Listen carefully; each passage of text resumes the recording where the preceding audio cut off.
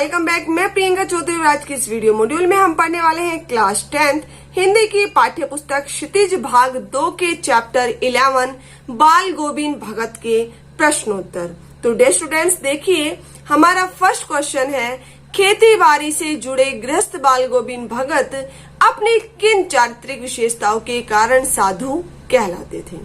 तो आंसर है, बाल गोविंद भगत एक गृहस्थ थे, परंतु निम्नलिखित विशेषताओं के कारण वो साधु भी कहलाते थे। किन विशेषताओं के कारण? कबीर के आदर्शों पर चलते तथा उन्हीं के गीत गाते थे, झूठ न बोलकर खरा व्यवहार रखते थे, वे किसी की वस्तु का प्रयोग बिना पूछे नहीं करते थे, वे अपनी कमाई पर सर्वप्रथम ईश्वर का अधिकार मानते थे। उनका मत क्या था कि उनकी कमाई पर सर्वप्रथम किसका अधिकार है? ईश्वर का। और लास्ट पॉइंट है, किसी से दो टूक बात करने में, मतलब स्पष्ट बात करने में संकोच नहीं करते। संकोच अर्थात कोई हिचकिचाहट नहीं करते थे और ना ही किसी से झगड़ा करते थे। तो इन पांचों पॉइंट के आधार पर हम बता सकते हैं कि बाल गोविंद भगत एक गृहस्थ थे और निम्नलिखित जो ये कारण थे, ये 5 कारण, इनसे वो साधु भी कहलाते थे। क्वेश्चन नंबर 2 है, भगत की पुत्रवधू उन्हें अकेले क्यों नहीं छोड़ना चाहती थी। तो हमारा आंसर होगा, भगत की पुत्रवधू उन्हें इसलिए अकेला नहीं छोड़ना चाहती थी क्योंकि भगत के इकलौते पुत्र और उसके पति की मृत्यु के बाद भगत अकेले पड़ गए थे। वे वृद्ध भी हो चुके थे। वह सोचती है कि यदि मैं यहाँ से चली गई तो कौन इनकी देखभाल करेगा, बुढ़ापे में कौन इनकी सेवा करेगा, बीमार होने पर कौन इनकी दवा पानी करेगा, कौन इनको भोजन देगा। इन्हीं सब कारणों से भगत की पुत्रवधू उन्हें अकेला नहीं छोड़ना चाहती थी। क्वेश्चन नंबर 3 है, भगत ने बेटे की मृत्यु पर अपनी भावनाएं किस तरह व्यक्त की। तो हमारा आंसर होगा, भगत ने अपने बेटे की मृत्यु पर औरों की तरह शोक और मातम नहीं मनाया। कहने से अभिप्राय है कि जिस प्रकार से किसी की मृत्यु पर इंसान दुख प्रकट करता है, शोक मनाता है, उस तरीके से भगत ने अपने बेटे की मृत्यु पर किसी भी प्रकार का कोई दुख नहीं मनाया। क्यों नहीं मनाया? क्योंकि उनका मत था कि आत्मा परमात्मा के पास चली गई है। आज एक विरहिणी अर्थात प्रिय से बिछुड़ी हुई नायिका अपने प्रियतम के पास चली गई है। उसके मिलन का दुख कैसा, उसके मिलन की तो खुशी मनाई जानी चाहिए। उन्होंने अपने पुत्र के शव को एक सफेद चादर से ढक दिया, कुछ फूल उस पर बिखेर दिए और एक दीपक जलाकर उसके सिरहाने रख दिया। वे उसके सामने जमीन पर आसन लगाकर बैठ गए और तल्लीन होकर गीत गाने लगे। तल्लीन होकर गीत गाना अर्थात आसपास की कोई सुध-बुध ना होना। जब उनकी पुत्रवधू रोने लगी तो उन्होंने उसे भी खुशी मनाने के लिए कहा। तो इस प्रकार से भगत ने अपने बेटे की मृत्यु पर अपनी भावनाएं व्यक्त की। क्वेश्चन नंबर 4 है, भगत के व्यक्तित्व और उनकी वेशभूषा का अपने शब्दों में चित्र प्रस्तुत कीजिए।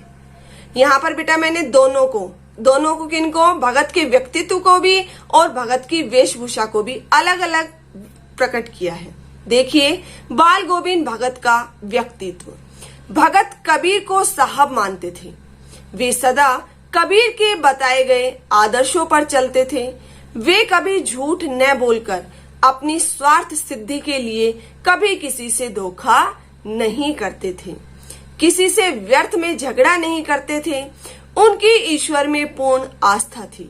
वे सदैव समान भाव से रहते थे, अर्थात उन्हें सुख और दुख का अलग से आभास न होकर, चाहे सुख हो चाहे दुख हो, दोनों में ही, अर्थात कहें हम कि प्रत्येक परिस्थिति में वो समान भाव से ही रहते थे।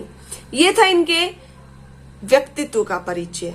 अब बात आती है इनकी वेशभूषा। देखिए, बाल गोविंद भगत की आयु 60 वर्ष से अधिक थी। वे मंझोले कद वाले गोरे चिट्टे व्यक्ति थे। उनके बाल सफेद थे। उनका चेहरा सफेद बालों से ढका जगमगाता रहता था। माथे पर चंदन का लेप रहता था। वे कपड़े बहुत कम पहनते थे। उनकी कमर पर केवल एक लंगोटी रहती थी और सिर पर कबीर पंथियों वाली कनफटी टोपी। अर्थात वो कमरे में क्या पहनते थे? सिर्फ एक लंगोटी बांधते थे और सर पर उनकी एक कनफटी टोपी होती थी। जाड़ा आने पर अर्थात सर्दी आने पर वे काले रंग की कमली धारण करते थे। वे गले में तुलसी की जड़ों की एक बेडोल माला बांधे रहते थे। ये थी इनकी वेशभूषा। आई होप ये क्वेश्चन अब आपको क्लियर हो गया हो और इसी तरीके से आपको करना है, दोनों ही पॉइंट को अलग अलग लिखना है। क्वेश्चन नंबर 5 है, बाल गोविंद भगत की दिनचर्या लोगों के अचरज का कारण क्यों थी?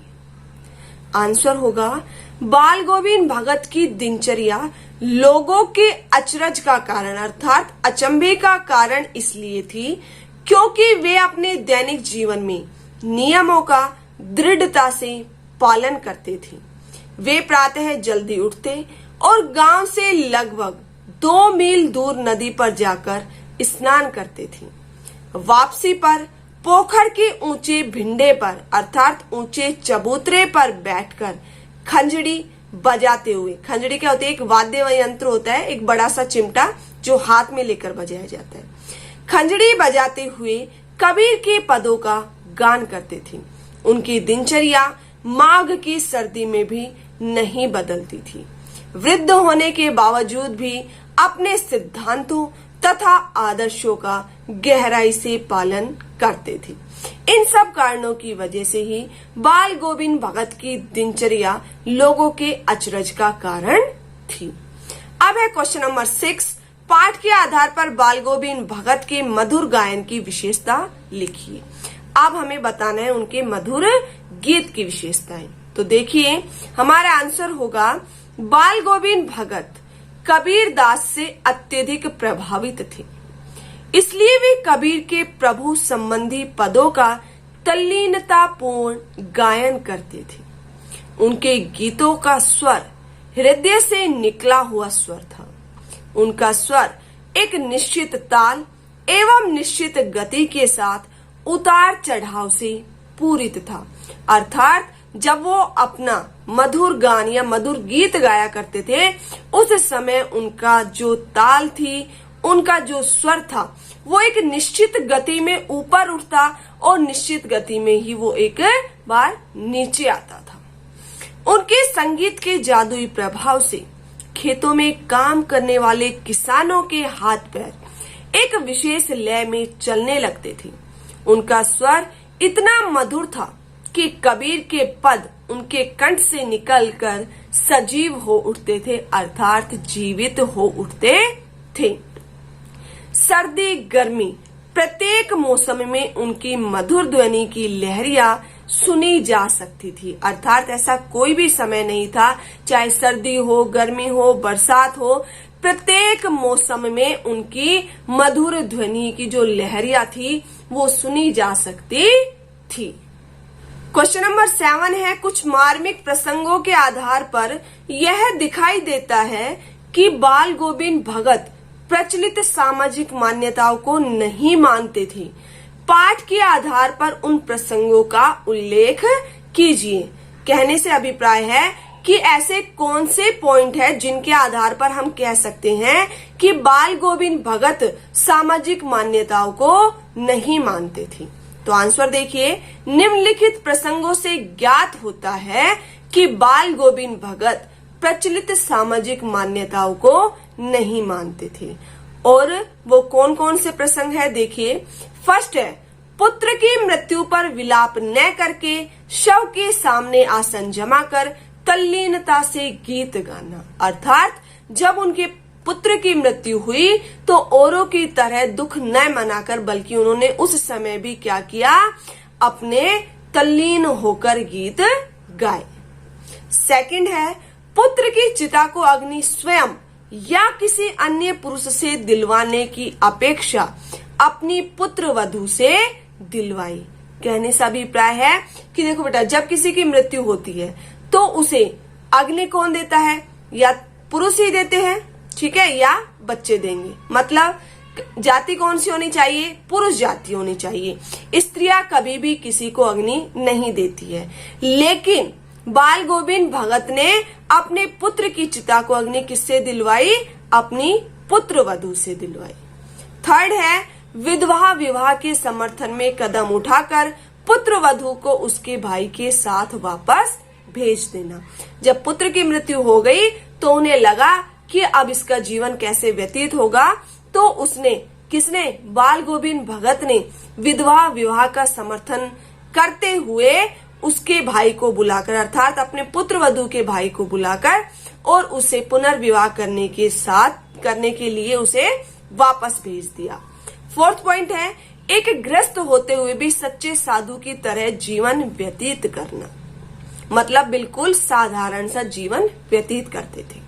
और लास्ट पॉइंट है काम करने पर विश्वास होने के कारण साधु होकर भी खेतीबाड़ी का काम करना। मतलब भले ही वो साधु जैसे प्रतीत होते थे, लेकिन वो साधु के साथ साथ क्या थे? गृहस्थ थे। तो उन्हें काम करने पर विश्वास था कि किसी से भिक्षा मांगकर न खाकर, बल्कि अपना काम करके, अर्थात अपनी खेतीबाड़ी कर मैं स्वयं कमाकर ही खाऊंगा।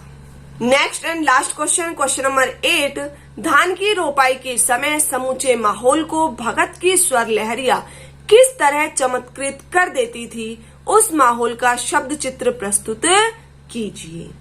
आंसर है आषाढ़ के महीने में वर्षा होने पर ज्यों ही खेतों में धान की रोपाई आरंभ होती, त्यों ही बाल गोविंद भगत के ईश्वर भक्ति के गीतों की स्वर लहरिया भी चारों ओर के वातावरण को संगीतमय बना देती थी।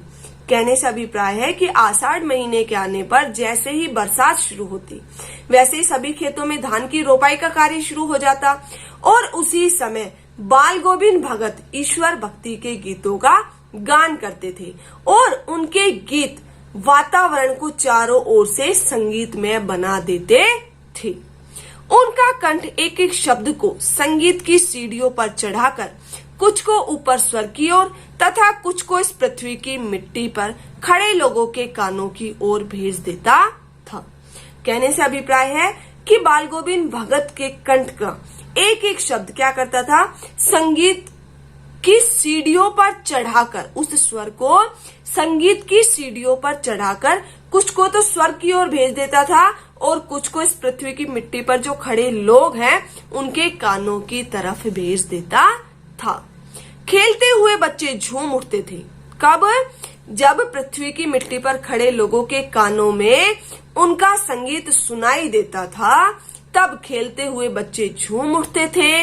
मेड़ पर खड़ी औरतें गुनगुनाने लगती थी।